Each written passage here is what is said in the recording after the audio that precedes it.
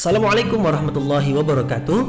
Mari klik subscribe di channel ini dan aktifkan tanda loncengnya untuk mendapatkan update pemberitahuan di video berikutnya.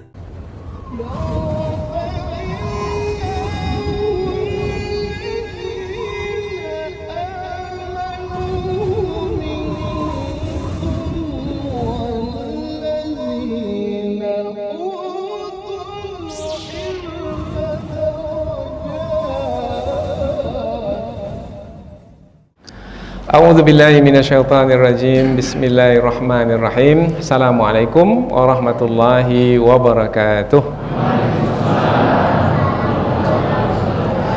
Alhamdulillahi rabbil alamin wa bihi nasta'in ala umurid dunya waddin nasta'inuhu wa nastaghfiruh wa na'udzu billahi min shururi anfusina wa min sayyiati a'malina faman yahdihillahu fala mudilla lahu wa man yudlil fala hadiya lahu asyhadu an la ilaha illallah wahdahu la syarika lahu wa asyhadu anna muhammadan abduhu wa rasuluhu la nabiyya ba'dah. Amma ba'd. Puji syukur kehadiran Allah Subhanahu wa taala yang masih melimpahkan rahmat dan nikmatnya. Kita bersyukur dengan mengucapkan alhamdulillahi rabbil alamin. Kemudian tidak lupa pula bersalawat kepada Rasulullah dengan ucapan Allahumma salli ala sayyidina Muhammad wa ala ali sayyidina Muhammad, dan bersalam kepada Rasulullah dengan ucapan assalamu alayka ya Rasulullah. Alhamdulillah kita dapat kembali meneruskan pengajian tafsir ayat-ayat suci Al-Quran yang insyaAllah kita akan teruskan kepada ayat yang ke-50 dan 51 dari suratul Kahfi. Surah Al-Kahfi ayat 50 dan 51 yaitu tentang iblis dan anak cucunya. Iblis dan anak cucunya adalah makhluk Allah Subhanahu wa taala dari kalangan bangsa jin yang mereka ini kafir kepada Allah Subhanahu wa taala. Dan sejarah dari bangsa jin yang kafir ini adalah bermula dari nenek moyang bangsa jin, yaitu iblis. Ketika Allah Subhanahu wa taala memerintahkan iblis untuk bersujud kepada Nabi Adam selepas Nabi Adam diciptakan oleh Allah di dalam syurga. Semua penghuni syurga diperintahkan oleh Allah untuk bersujud kepada Nabi Adam alaihissalam. Semua penghuni syurga dari kalangan bangsa malaikat bersujud kepada Nabi Adam. Iblis juga ada di syurga pada masa itu. Meskipun iblis itu dari kalangan bangsa jin bersama-sama dengan bangsa malaikat di syurga, juga termasuk sebagai yang diperintah oleh Allah untuk bersujud kepada Nabi Adam alaihi salam, tetapi iblis enggan untuk bersujud. Inilah yang akan kita bahas di ayat yang ke-50.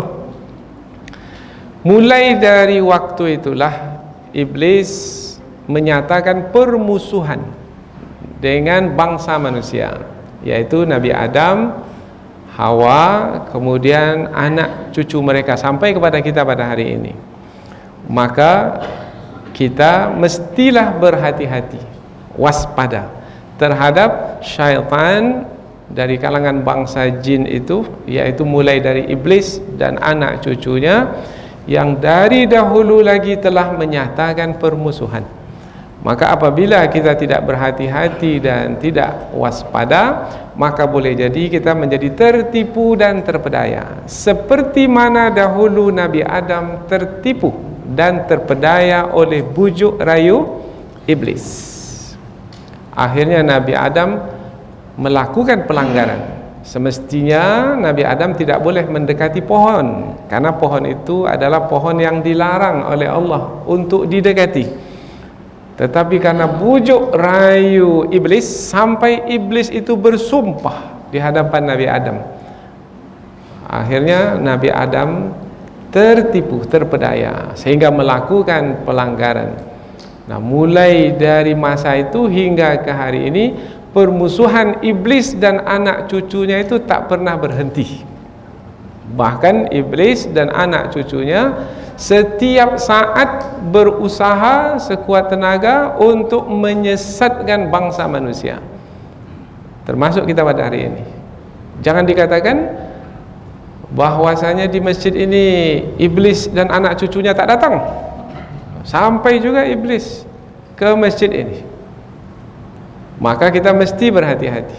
Ada yang tadi niatnya itu sudah baik, ikhlas, semata-mata karena Allah. Bisa saja niat seseorang itu berubah dari baik menjadi tidak baik, disebabkan karena bisikan iblis. Tadi tujuan itu betul-betul ingin menuntut ilmu, tapi sampai di masjid ini berubah saja dia. Nah, berubah saja, tak lagi menuntut ilmu. Nengok orang kiri kanan, siapa nih orangnya yang bisa saya berbisnis dengannya? Ada bisnis pula tujuannya.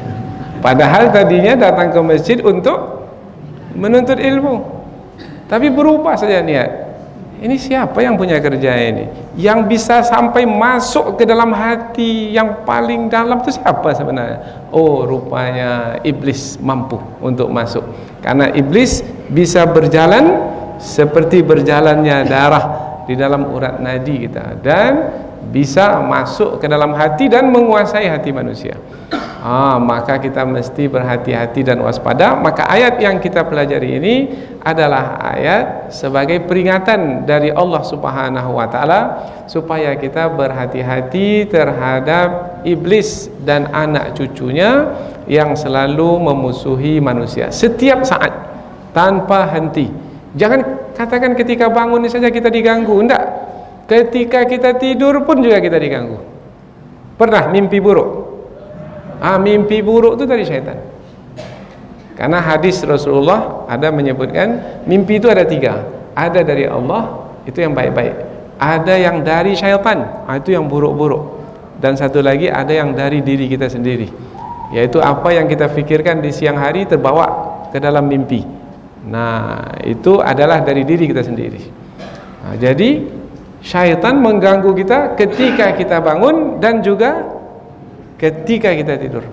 Maka pengajian pada malam hari ini melalui ayat yang kita pelajari ini, kita berharap mudah-mudahan menambah bekal kita pengetahuan, kemudian juga menambah bekal kita keimanan. Karena bertambah pengetahuan, bertambah keimanan, maka kita lebih berhati-hati terhadap musuh yang nyata. Karena dalam ayat yang lain disebutkan bahwasanya iblis itu, syaitan itu adalah musuh yang nyata, yang nyata betul permusuhannya, nampak buktinya. Tadi suami istri itu saling cinta mencintai, kasih mengasihi, sayang menyayangi, hormat menghormati, tapi tak lama rupanya, setahun 2 tahun aja. Setelah itu suami istri itu bercerai, kemudian benci membenci, buruk saja pasangannya itu. Kalau kita tanya, tak ada lagi yang baik.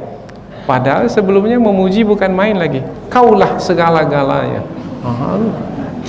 Tapi setelah itu berubah saja. Ini siapa yang punya perangai ini? Yufarriquna bainal mar'i wa zaujih. Syaitan itu memisahkan antara istri dengan suaminya, suami dengan istrinya. Maka ayat ini menjadi penting untuk kita pelajari karena berkaitan dengan kehidupan kita sehari-hari. Allah Subhanahu wa taala menerangkan tentang dirinya, bahwasanya dirinya adalah yang menciptakan semua makhluk yang ada di alam semesta ini. Allah menciptakan malaikat, Allah menciptakan bangsa jin itu, dan Allah menciptakan kita, bangsa manusia. Maka apabila kita memahami Allah sebagai pencipta makhluk di alam semesta ini, maka kita sebagai manusia kalau memohon pertolongan, meminta bantuan, mintalah bantuan kepada Allah, jangan kepada bangsa jin. Ini kaitannya dengan jin. Jangan meminta bantuan kepada iblis dan anak cucunya. Ada tak dari kalangan manusia ini yang minta bantuan kepada iblis? Ada. Siapa mereka itu? Ada di masjid? Tidak ada. Di Jalan Garuda ini? Siapa mereka itu? Dukun. Dukun itu apa dukun? Kata orang Melayu, bomoh. Bomoh, paranormal. Kemudian dibaguskan pula sebutannya, orang pintar. Sejak kapan dia pintar? Mereka itu, dukun-dukun itu meminta bantuan kepada syaitan dari kalangan bangsa jin. Innahu rijalun minal insi ya'udzuna birijalim minal jinni fazaduhum rahaqa. Ada sebagian bangsa manusia yang meminta bantuan kepada sebagian dari bangsa jin, maka bertambah-tambahlah kedurhakaan mereka kepada Allah. Maka di ayat yang ke-52 diterangkan bahwasanya apabila kita memahami Allah pencipta makhluk yang ada di alam semesta ini termasuk bangsa jin, maka tidak layak, tidak patut untuk meminta bantuan kepada yang dicipta, karena yang dicipta itu tidak punya kuasa. Yang berkuasa itu adalah yang mencipta. Yang mencipta itu adalah Allah Subhanahu wa taala. Inilah dia pendahuluan. Jadi sebelum kita masuk ke ayat, terlebih dahulu kita menyampaikan pendahuluan sehingga kita bersiap sedia dengan dua ayat yang kita pelajari ini. Kemudian untuk mendapatkan keberkahan, selanjutnya kita akan baca ayat, kemudian kita akan terjemahkan kata per kata. Setelah itu barulah kita pindah ke kajian tafsir. Allah Subhanahu wa taala berfirman, A'udzubillahi minasyaitonirrajim. Bismillahirrahmanirrahim. Wa idh qulna lil malaikati isjudu li adama fasajadu illa iblis kana minal jinni fa fasaqa an amri rabbih afatattakhidunahu wa dhurriyyatahu awliya'a min duni wa hum lakum adu bi'sa lidh-dhalimina badala ma ashhadtuhum khalqas samawati wal ard wala khalqa anfusihim wa ma kuntu muttakhidhal mudillina aduda. Allah berfirman, wa idh, dan ingatlah ketika qulna, kami berfirman. Siapa kami di sini? Allah.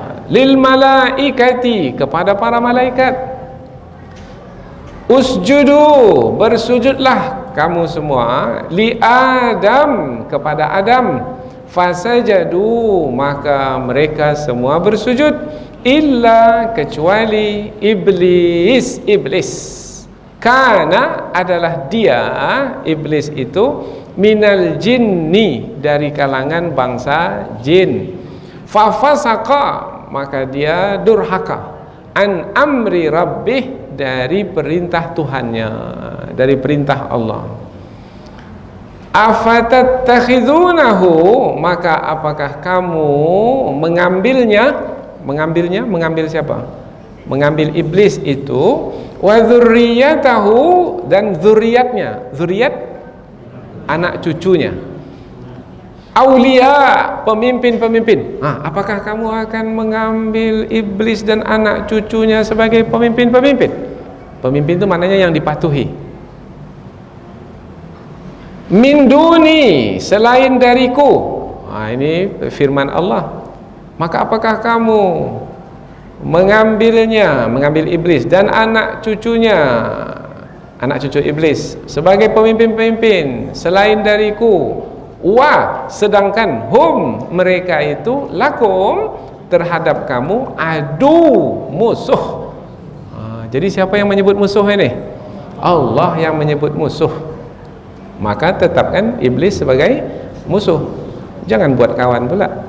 Bi'sa, seburuk-buruk, bi'sa, seburuk-buruk perbuatan siapa? Perbuatan lizzalimin, orang-orang yang zalim, badala, menjadikan iblis sebagai badal ganti, sebagai pengganti Allah Ta'ala.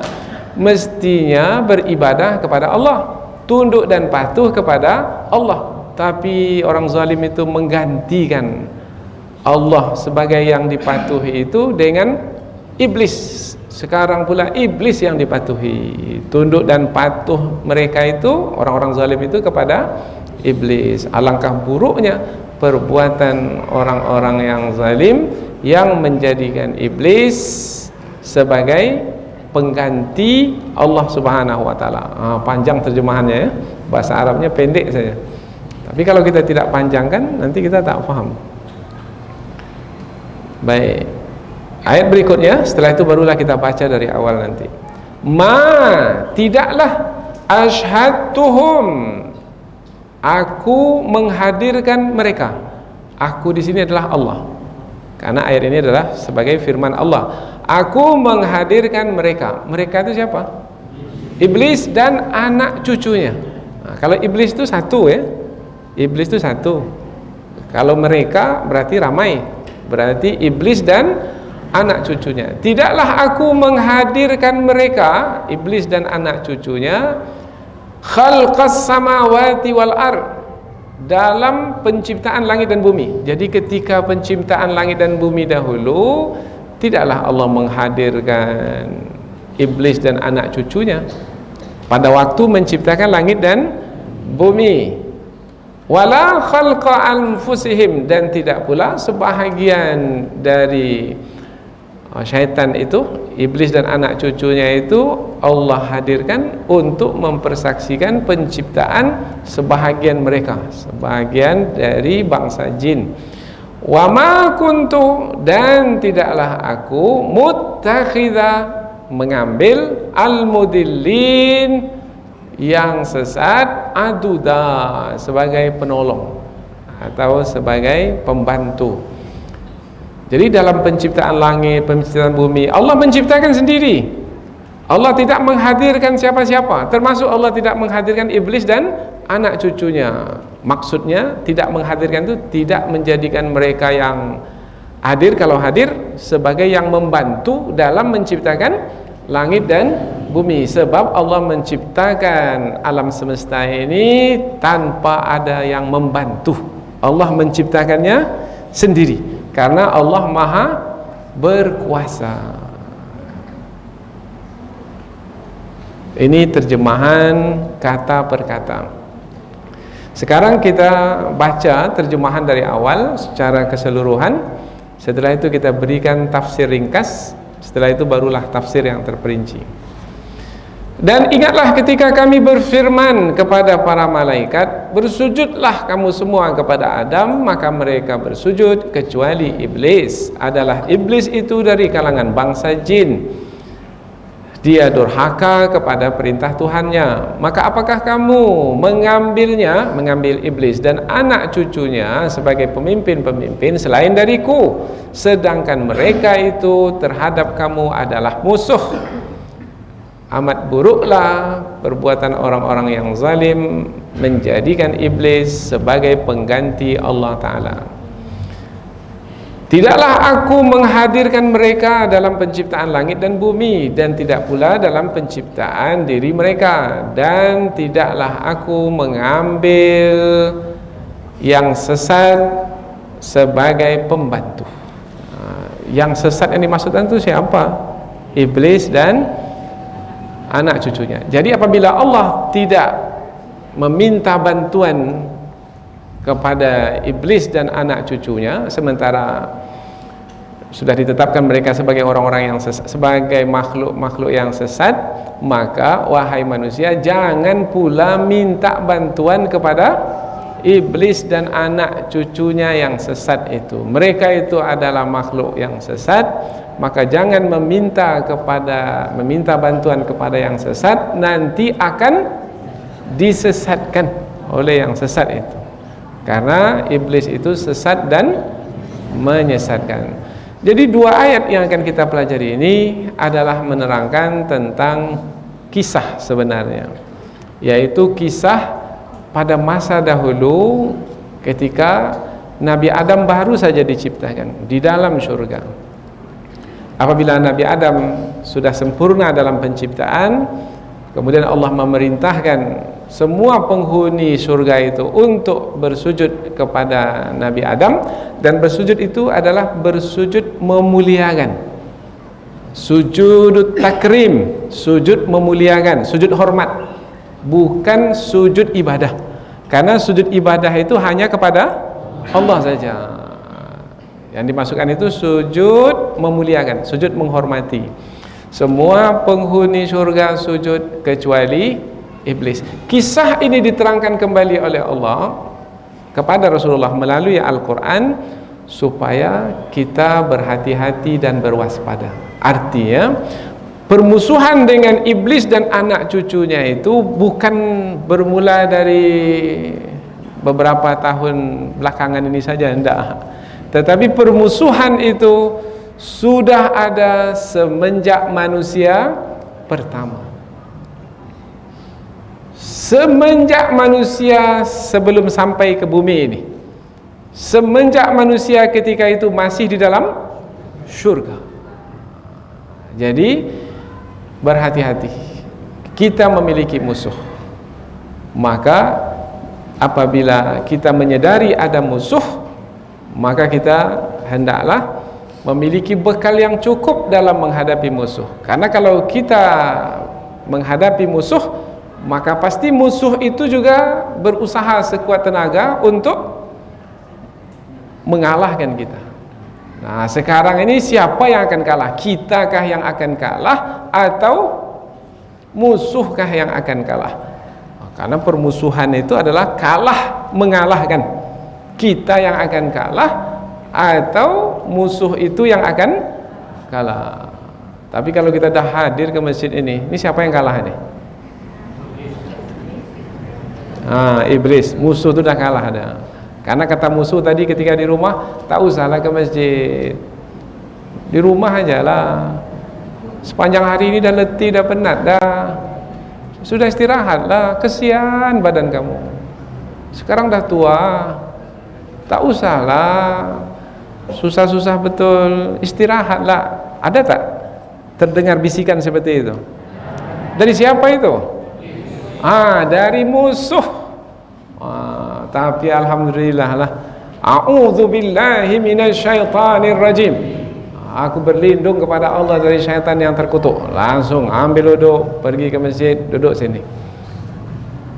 Sudah dari maghrib tadi lagi sampai ke isya. Dah letih juga di masjid ini, hampir 1 jam. Datang bisikan tu, dah lama di masjid, pulang aja lah.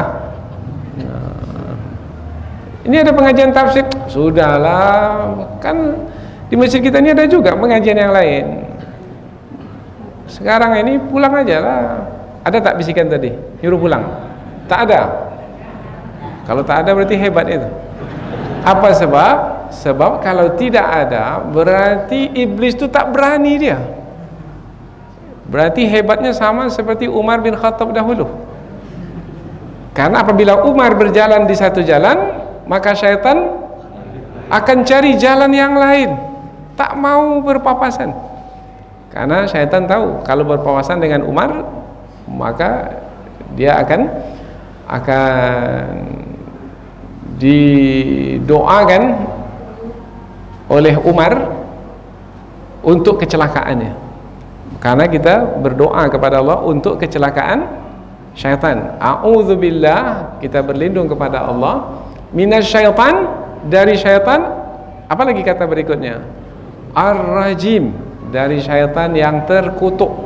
Jadi kita kutuk. Dan apabila kita senantiasa berzikir, menyebut nama Allah, maka syaitan tak akan mampu mendekati kita. Apalagi kita selalu membaca ayat-ayat Al-Quran. Rumah yang dibacakan Al-Quran di dalamnya, ada dalam hadis Nabi itu surah Al-Baqarah. Innal baita alladhi tuqra'u fihi Al-Baqarah, sesungguhnya rumah yang dibacakan surah Al-Baqarah di dalamnya, la yuqarribuhu syaitan, tidak akan didekati oleh syaitan. Berarti syaitan jangankan masuk, mendekati pun tidak. Jadi kalau tidak tadi digoda, diganggu oleh syaitan, berarti syaitan tak mampu mendekati kita, mendekati rumah kita juga tidak. Ada tadi dibisikkan oleh syaitan, sehingga kita tak jadi melakukan ketaatan, melakukan ibadah. Kalau tak ada, berarti syaitan itu sudah menjauh dari kita. Tapi setelah menjauh itu dia tetap terus menjauh atau setelah itu dia mendekat? Oh, mendekat lagi. Sekarang nih masih jauh rasanya. Tapi tengoklah 5-10 menit lagi nanti. Dan kita lihatlah selepas ini nanti. Sekarang ini masih semangat mendengarkan. Tapi tak tahulah 5-10 menit lagi. Mulai dia dekat-dekat ke dinding. Kemudian berangsur-angsur ke belakang. Kadang-kadang berlindung di belakang tiang, tak nampak. Tak nampak oleh ustaz di depan itu.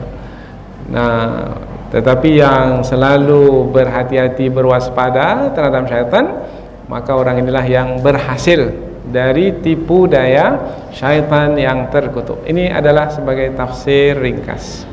Selanjutnya kita pindah ke tafsir yang lebih terperinci, yaitu tafsir yang lebih panjang. Allah berfirman ayat yang ke-50, wa idh qulna lil malaika. Wa yang ada di pangkal ayat selalu kita terjemahkan dengan dan. Kalau jumpa kata wa dan, berarti ayat ini berhubungan dengan ayat yang sebelumnya. Karena tak mungkin kalimat itu sempurna,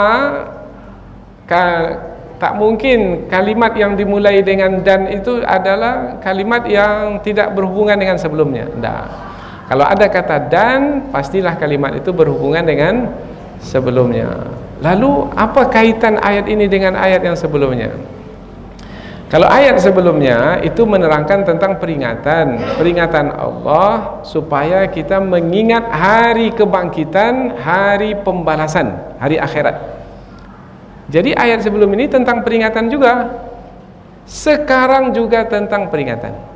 Jadi ayat sebelum ini peringatan dan ada kata dan ayat ini juga sebagai peringatan. Dan ayat ini adalah peringatan terhadap musuh yang senantiasa berusaha setiap saat untuk menyesatkan kita. Jadi ayat-ayat ini adalah peringatan dari Allah Subhanahu wa taala. Jadi selesai satu peringatan di ayat sebelum ini, kita masuk pula kepada peringatan berikutnya dari Allah, yaitu tentang musuh, yaitu iblis dan anak cucunya.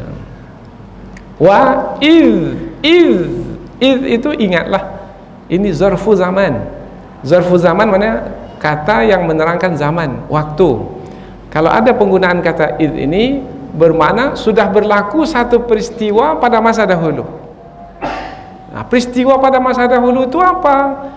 Qulna lil malaika, yaitu Allah berfirman kepada malaikat. Jadi ada peristiwa pada masa dahulu, yaitu peristiwa Allah berfirman kepada malaikat, kemudian memerintahkan malaikat dan semua penghuni syurga untuk bersujud kepada Nabi Adam. Jadi kata iz ini menerangkan ada peristiwa pada masa dahulu, kemudian peristiwa itu diceritakan kembali. Untuk apa peristiwa itu diceritakan kembali? Untuk peringatan. Jadi peristiwa tentang Allah berfirman kepada malaikat dan juga semua penghuni surga untuk bersujud kepada Nabi Adam, dan semuanya bersujud kecuali iblis. Peristiwa itu diceritakan kembali untuk dijadikan peringatan. Ada yang tidak bersujud kepada Allah pada masa dahulu. Siapa dia? Iblis. Iblis itu masih hidup sampai sekarang? Masih. Mungkin dia dengar pengajian ini mungkin. Mana kita tahu? Karena dia punya kemampuan bergerak cepat sekali. Cepat sekali bergerak, sampai ke langit itu pun dia bisa bergerak. Dahulu ketika wahyu turun, iblis itu bisa mencuri wahyu yang akan turun. Sebelum wahyu itu sampai ke bumi, dia curi terlebih dahulu, curi dengar. Begitu cepatnya dia bergerak. Nah, jadi ada sekarang di sini nih, boleh jadi. Mana kita tahu? Karena dia masih hidup sampai sekarang ini. Nah, yang diceritakan dalam kisah ini, ada dia sampai hari ini, bermakna kita mesti berhati-hati. tidak berhati-hati, maka nanti kita terpedaya seperti terpedayanya Nabi Adam dahulu. Kemudian kalau sudah terpedaya melakukan pelanggaran, kemaksiatan, menyesal kemudian tak ada gunanya. Itulah gunanya peringatan, jangan sampai menyesal nanti. Maka peringatan itu berguna bagi kita pada hari ini supaya kita tidak menanggung kerugian. Karena apabila sudah melakukan kemaksiatan kita rugi dan kita akan menderita, karena boleh jadi Allah memberikan hukuman atau siksaan. Dan ingatlah bermana ada peristiwa terjadi pada masa dahulu, diceritakan kembali untuk pelajaran. Dan ingatlah ketika kami berfirman kepada para malaikat, bersujudlah kepada Adam, maka semuanya bersujud kecuali iblis. Allah kan hanya berfirman kepada malaikat, berarti kepada bangsa malaikat, berarti tidak memerintahkan iblis untuk bersujud, kan hanya kepada bangsa malaikat. Kalau ada yang bertanya seperti itu, maka jawabannya adalah yang menghuni surga itu adalah bangsa malaikat. Jumlahnya sangat banyak sekali, dan dari yang banyak itu satu saja yang bukan bangsa malaikat, yaitu iblis. Dan iblis itu sudah menyerupai seperti malaikat di langit itu, di surga itu, dalam beribadah kepada Allah. Jadi ketika Allah memerintahkan penghuni surga dan disebut malaikat, bermakna sebenarnya termasuk juga perintah itu kepada iblis. Dari mana kita memahami termasuk juga iblis? Karena ketika Allah berfirman illa iblis, kecuali iblis, kalau digunakan kata kecuali bermakna yang kecuali itu juga termasuk yang diperintahkan, kecuali iblis. Apa sebabnya iblis tidak mau bersujud ketika Allah memerintahkannya bersujud? Ini disebut dalam ayat yang lain, tapi dalam ayat ini tidak. Nah, di dalam ayat yang lain disebutkan sebab iblis itu tidak mau bersujud, enggan, wastakbara, menyombongkan diri. Ini dari mulut iblis sendiri. Ketika Allah bertanya kepada iblis, ma mana'aka alla tasjuda id amartuka. Hei iblis, apa yang menyebabkan kamu tak mau bersujud ketika aku memerintahkanmu bersujud? Ayat ini firman Allah. Allah tanya langsung iblis itu. Apa jawaban iblis? Khalaqtani min narin wa khalaqtahu min tin. Engkau ciptakan aku dari api dan engkau ciptakan dia siapa? Nabi Adam dari tanah. Jadi iblis itu menganggap dia yang dicipta dari api lebih baik dari Adam yang dicipta dari tanah. Sebenarnya mana yang lebih baik, api atau tanah?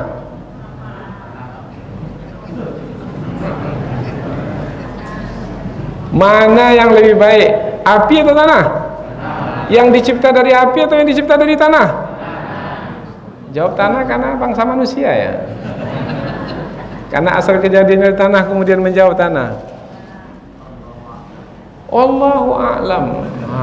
Ini bagus. Nanti kalau ada ujian akhir tahun, ada pertanyaan, jawab saya Allahu a'lam. Jawaban itu betul. Karena hanya Allah lah yang lebih tahu jawabannya. Api itu ciptaan Allah juga. Tanah itu ciptaan Allah juga.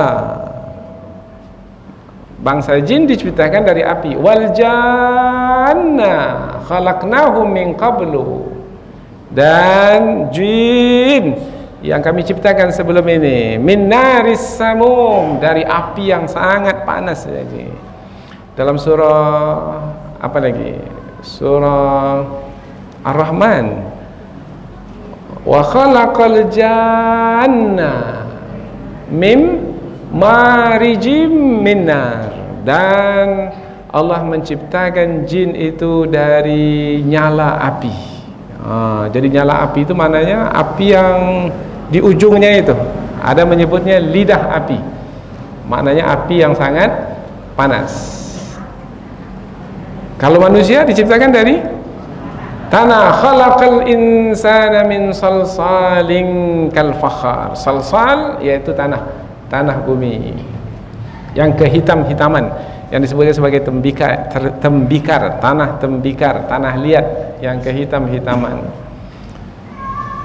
Yang menciptakan dari tanah Allah, yang menciptakan dari api adalah juga Allah. Maka jangan dikatakan api lebih baik dari tanah, penciptaan yang dari api, penciptaan dari tanah lebih baik. Tidak, karena semuanya api, tanah ciptaan Allah. Yang menciptakan bangsa jin dari api adalah Allah, yang menciptakan bangsa manusia dari tanah pun adalah juga Allah. Jadi tak ada di sana yang satu lebih baik dari yang satu lagi, tidak ada. Kalau ditanya juga mana yang lebih baik, maka bukan di penciptaan yang satu lebih baik dari yang lainnya. Dari kepatuhan. Siapa yang lebih patuh kepada Allah, itulah yang lebih baik. Yang diciptakan dari tanah lebih baik atau yang diciptakan dari api lebih baik? Ulang saya lagi pertanyaannya nih. Siapa yang lebih patuh? Kalau yang diciptakan dari tanah itu lebih patuh dari yang diciptakan dari api, maka yang diciptakan dari tanah, yaitu manusia, itu lebih baik dari jin yang diciptakan dari tanah, yang dari api. Tapi ada juga bangsa jin yang diciptakan dari api itu beriman kepada Allah, tunduk dan patuh juga kepada Allah. Tapi ada pula dari bangsa manusia yang diciptakan dari tanah. Tinggal sambung aja lagi. Ada juga yang tidak tunduk dan patuh kepada Allah. Nah, untuk kasus yang terakhir ini, mana yang lebih baik? Yang dari api atau yang dari tanah?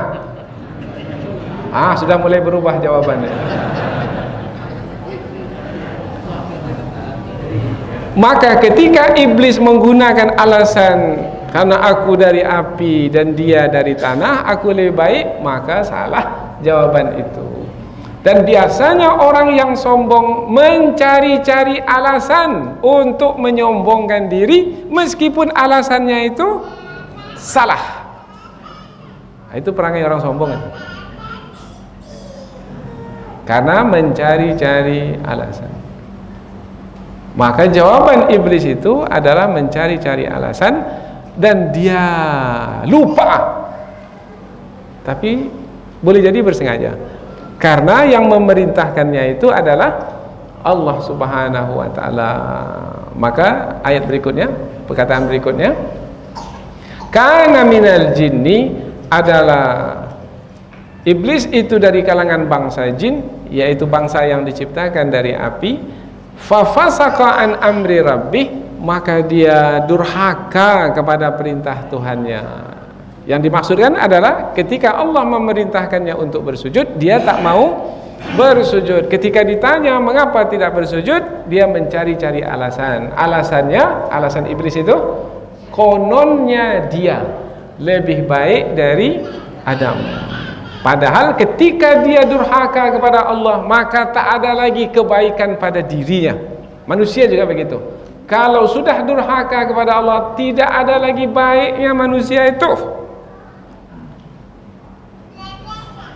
Tapi dia anak ustaz sekalipun, anak nabi sekalipun, tak ada lagi baiknya. Siapa dulu anak nabi yang durhaka kepada Allah? Allah penamkan dalam banjir besar. Tahu semua kisah ni kan? Kisah kedurhakaan yang dahulu dilakukan oleh iblis. Maka jangan ikuti langkah iblis. Maka banyak sekali ayat Al-Quran, wala tattabi'u khutuwatis syaitan. Jangan ikuti langkah-langkah syaitan. Mengikuti langkah syaitan berarti syaitan itu di mana? Mengikuti. Yang mengikuti di depan atau di belakang? Di belakang. Jangan ikuti langkah syaitan. Jangan syaitan letakkan di depan. Syaitan belok kanan, dia belok kanan. Itu mengikuti namanya itu. Syaitan belok kiri, dia belok kiri. Itu mengikuti. Syaitan belok kiri, belok kanan. Syaitan nyuruh kita ke kedai, ke masjid. Itu kata syaitan. Syaitan nyuruh kita sandal dinding di tengah. Itu contoh lah. Ini karena penuh jadi tak apalah. Kita mesti berbaik sangka. Tak boleh berburuk sangka. Berburuk sangka itu dari mana?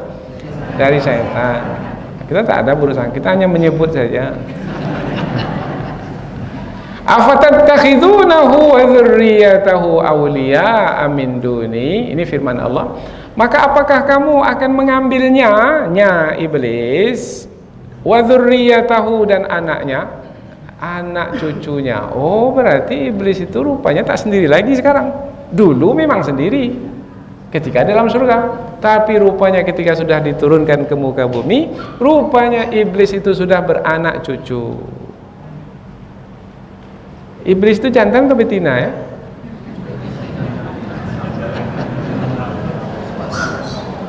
Jadi ada kajian dalam tafsir, tapi kita tak mau membahasnya lebih lanjut ya. Apabila Nabi Adam itu diberi pasangan namanya Hawa, maka iblis ini pun juga diberi pasangan, tapi tak diberitahukan namanya siapa. Dan jangan cari tahu pula siapa namanya ya. Tak penting. Tetapi dia ada pasangannya juga, kemudian dia beranak cucu. Nah, anak cucunya ini ada yang mengikuti iblis itu betul, itulah yang disebut sebagai syaitan. Tapi ada yang tak mau mengikuti iblis, beriman, itulah yang disebut jin Islam. Ada pula jin mukmin. Ada yang mengatakan itu adalah yang beragama Islam, yang telah beriman kepada Allah. Nah, terhadap iblis dan anak cucunya yang tetap durhaka kepada Allah, jangan ambil sebagai aulia. Aulia itu pemimpin. Aulia itu jamak dari kata wali. Wali pemimpin. Pemimpin itu yang dipatuhi. Pemimpin itu yang melindungi. Pemimpin itu yang menolong. Maka jangan minta perlindungan, jangan minta pertolongan kepada iblis dan anak cucunya. Wali, wanita itu ada walinya kalau akad nikah. Siapa wali wanita itu? Bapaknya. Nah, bapaknya itu adalah yang memerintah anaknya itu. Maka anak itu mesti patuh kepada bapaknya. Bapaknya itu yang melindungi anak itu. Karena anak itu perempuan lemah.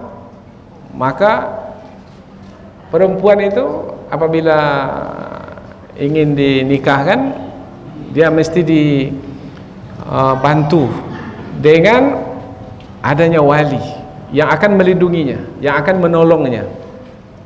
Maka wali itu adalah yang memerintah, yang melindungi, yang menolong. Maka jangan jadikan iblis dan anak cucunya itu sebagai yang melindungi, yang menolong, yang memerintah. Jangan patuh kepada iblis, jangan minta tolong dan minta perlindungan kepada iblis. Kalau mau minta tolong, minta tolonglah kepada Allah. Iyyaka na'budu. Itu dia. Hanya kepadamu ya Allah kami beribadah, dan hanya kepadamu ya Allah kami memohon pertolongan.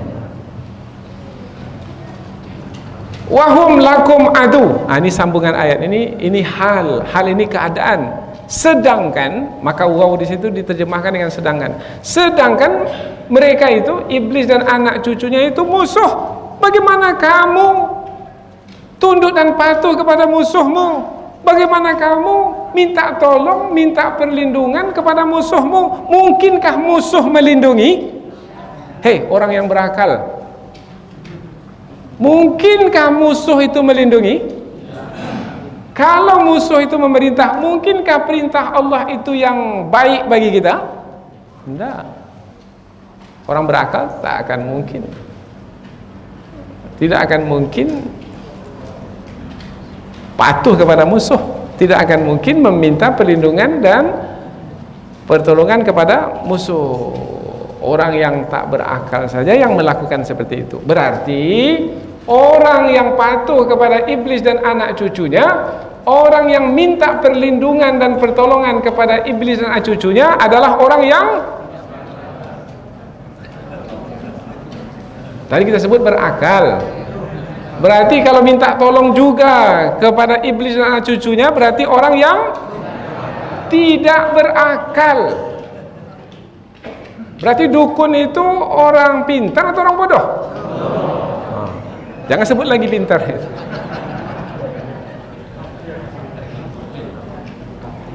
Karena si dukun itu minta tolong kepada iblis dan anak cucunya.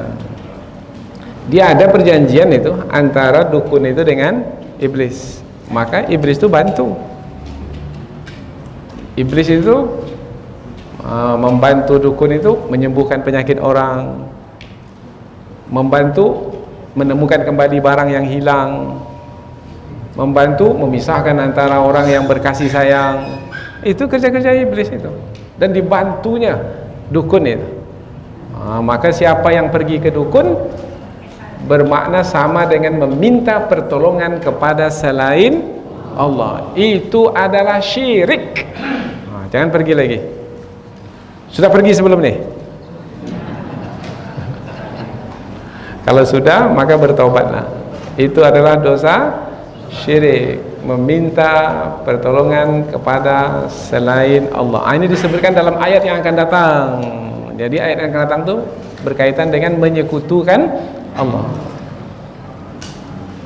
Wa bi'sa lidh-dhalimina badala, dan seburuk-buruk perbuatan adalah perbuatan orang yang zalim, yang mengambil iblis sebagai pengganti Allah Ta'ala. Semestinya yang dipatuhi itu Allah, tetapi sekarang pula orang yang zalim patuhnya kepada iblis. Semestinya kalau meminta pertolongan, minta pertolongan kepada Allah, tetapi orang yang zalim meminta pertolongan kepada iblis. Penggunaan kata zalim di sini, ini perkataan yang dahsyat ya.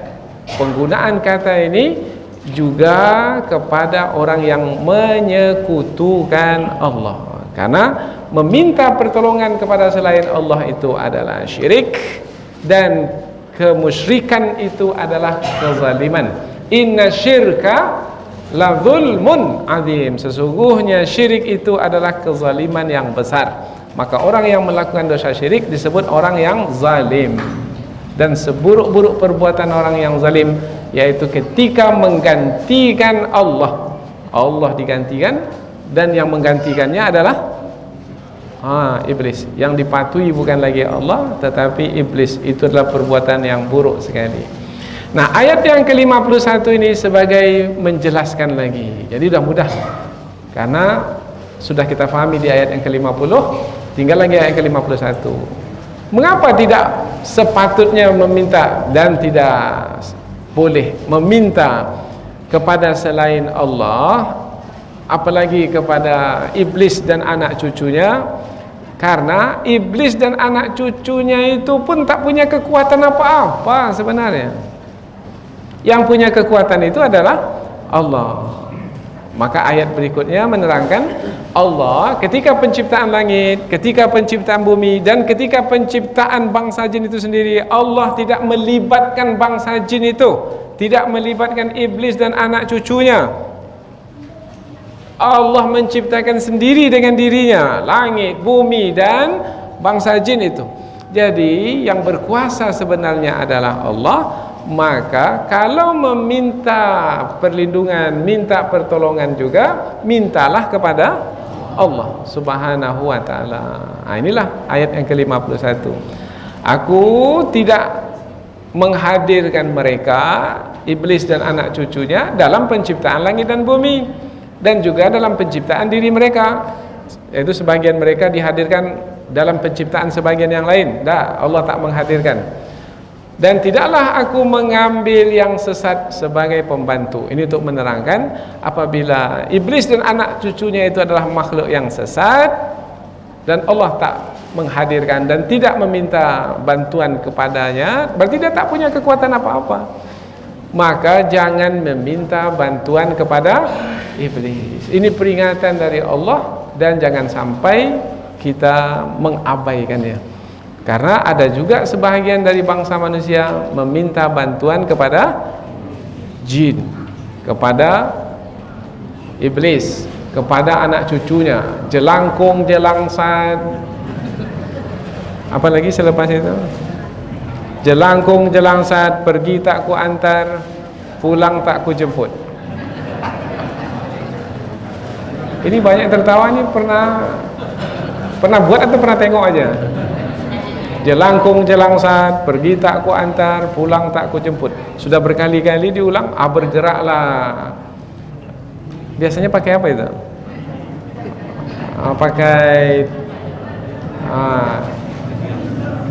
Pakai tas yang ada lubang-lubangnya.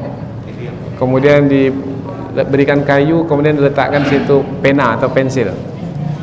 Maka nanti bergeraklah dia. Setelah bergerak, maka dia pun mengeluarkan suara, aku adalah Nyi Roro Kidul. Dah masuk situ.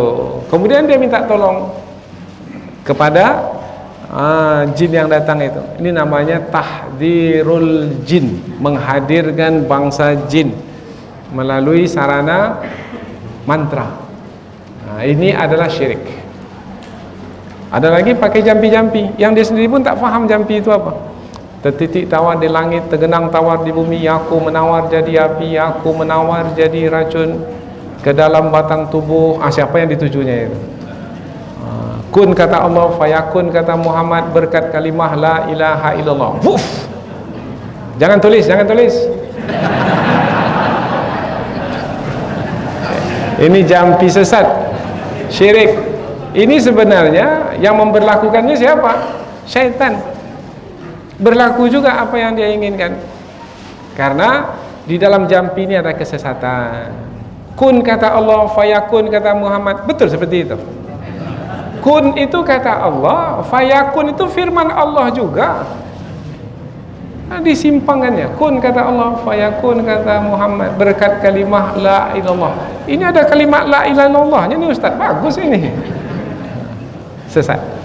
Maka mudah-mudahan insya-Allah dengan dua ayat yang kita pelajari ini ada manfaatnya, sehingga kita menjadi berhati-hati dan berwaspada terhadap musuh nyata kita, musuh nyata manusia, yaitu dari kalangan bangsa jin, iblis dan anak cucunya. Karena mereka itu durhaka kepada Allah Subhanahu wa taala. Kedurhakaan itu sudah semenjak dahulu lagi, semenjak ketika iblis itu dalam surga, ketika Allah memerintahkannya bersama dengan para malaikat untuk bersujud kepada Nabi Adam, tetapi iblis tidak mau bersujud karena kesombongan dan kedengkiannya. Mudah-mudahan apa yang kita pelajari ini ada manfaatnya insyaallah. Subhanakallahumma wa bihamdika asyhadu an la ilaha illa anta wa astaghfiruka wa atubu ilaik. Wassalamualaikum warahmatullahi wabarakatuh.